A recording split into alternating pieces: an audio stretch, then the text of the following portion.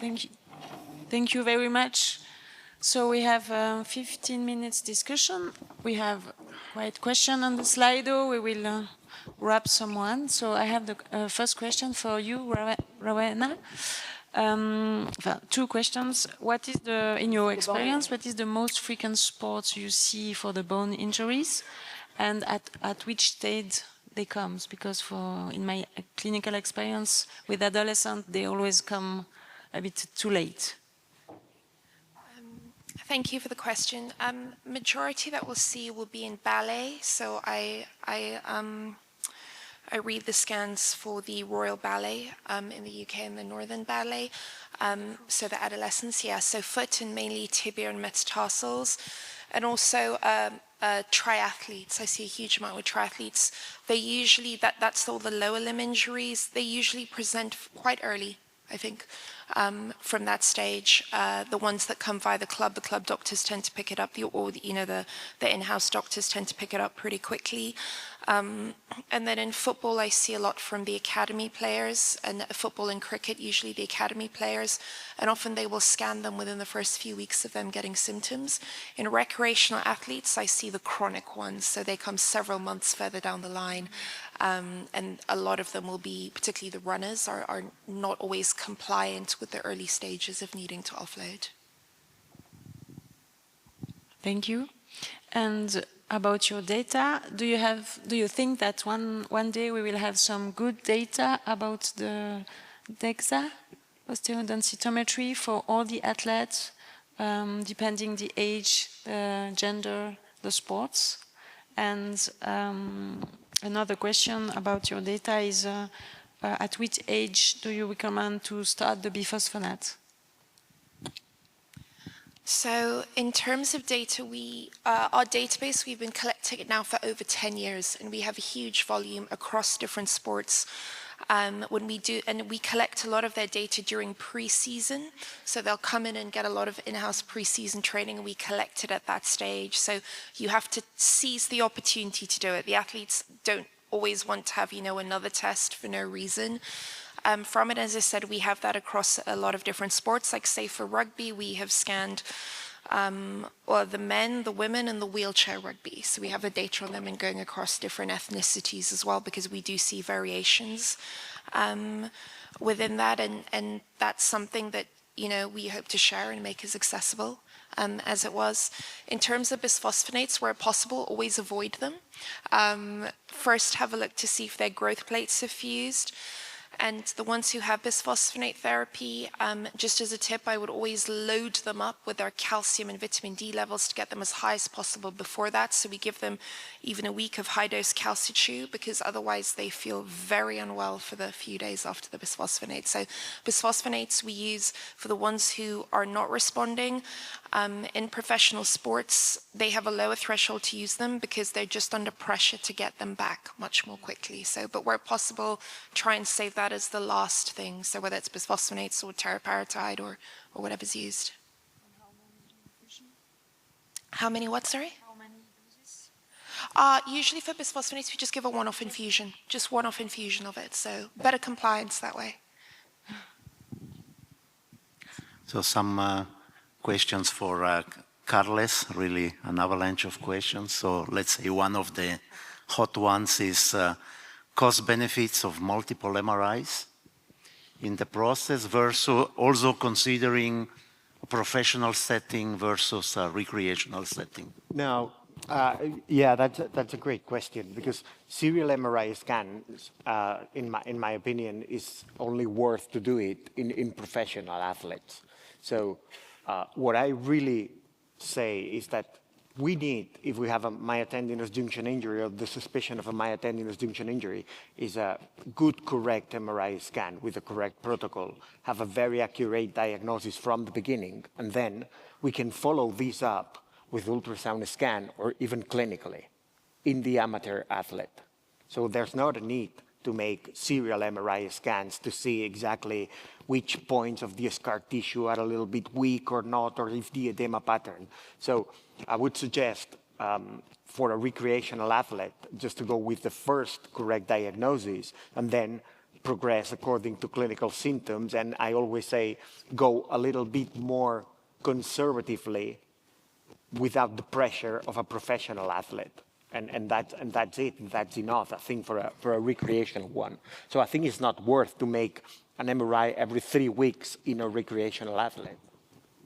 Excellent. And there will be a session later on these modalities, but also there is a particular interest in your, let's say, clinical and research experience, considering the role of shock waves, TECAR therapy, percutaneous electrolysis in the impact of, I'll ask, in the impact of influencing the healing process or even the scar formation. For good or for bad? Please, let's go ahead.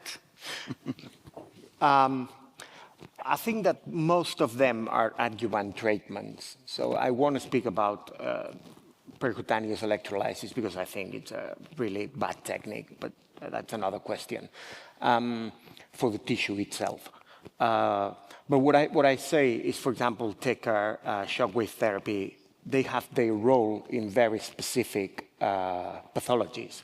But always, all of these should be adjuvant therapies to a correct protocol of exercises.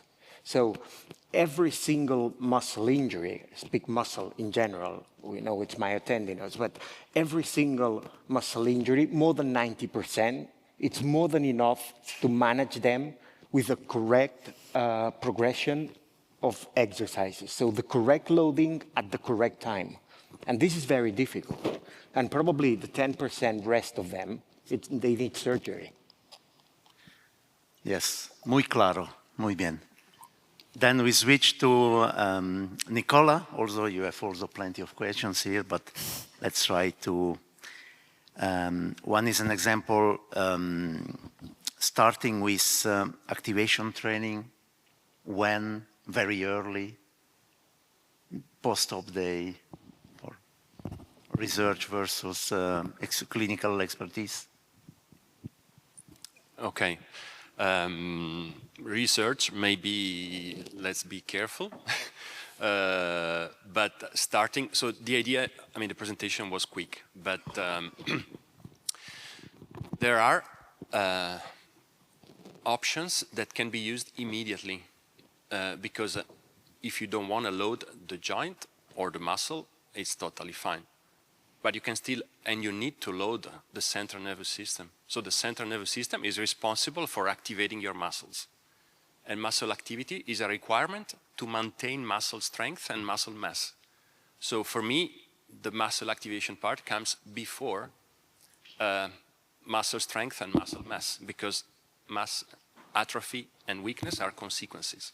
And then when to start, I mean, ideally, and that's why research is not possible, an hour after the injury, you can start loading the central nervous system. Instead of saying, okay, I mean, you have an injury, let's wait for the consultation. I know it's difficult to immediately focus on especially recreational athletes who have an injury and then have to wait for a while. They have a lot of pain. But there are phases in which, and that's why we need the education of the patients and the autonomy of the patients. The mission should not be, I should not lose muscle strength, and that's what you measure. I should not lose muscle mass, but I should preserve my activity. So maintaining activation whenever possible. You don't need to load the joint again, because if we think about techniques, and today there is a lot on research, but unfortunately it comes mainly from neurological patients. And what I always say when I see therapists for speaking about that is that they have to treat in my opinion, most of the orthopedic patients as neurological patients because, for example, action observation, so observing someone doing an exercise, has the advantage that does not load your joint and muscle because there is no muscle activity, but load your cortex because of the theory of the mirror neuron. If I yawn, you yawn. If I do a squat, you see me doing a squat. Some neurons up there will be active. And that's a way to preserve.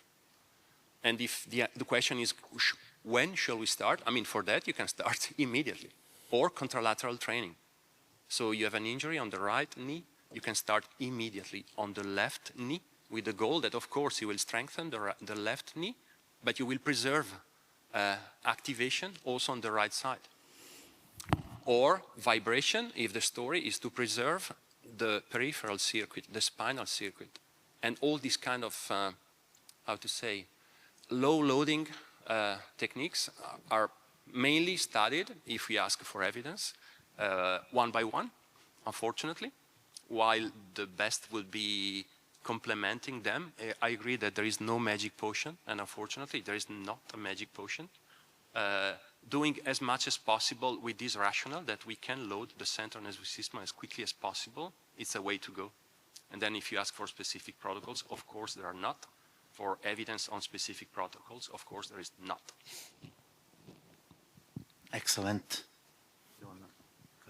Yes, for Caroline, what is your new recommendation about the exercise you have to do for rehabilitation after your PhD? What did you change in your practice? I changed quite a few things, and I think it came both from scientific experience but also clinical. So the first one was coming from the clinical practice, that I tend to use exercises that the athletes or the patient do, because I think that's the most important thing, is that they do what we ask them to do. So sometimes they just don't want to do anything. So I think that's one first key element. And now if we push it into from the scientific part, now I tend to use more on-field functional sort of exercises. I tend to go back to running a little bit quicker maybe, or to use some sort of running-based exercises. And I also now tend to use more fast activation exercises, so I was really happy to see that on the previous talk. So all these different exercises, like being strong is one thing, but being strong at a fast speed is also something that's quite important. So after 4 years of PhD, I think those are the key elements I've added to my clinical practice. Excellent. There will be so many questions, but I'm sure that the speakers will be available during the day. And we thank Caroline, Nicola, Rowena, and Carles for excellent presentation, great discussion. And we have to move on. So thanks a lot.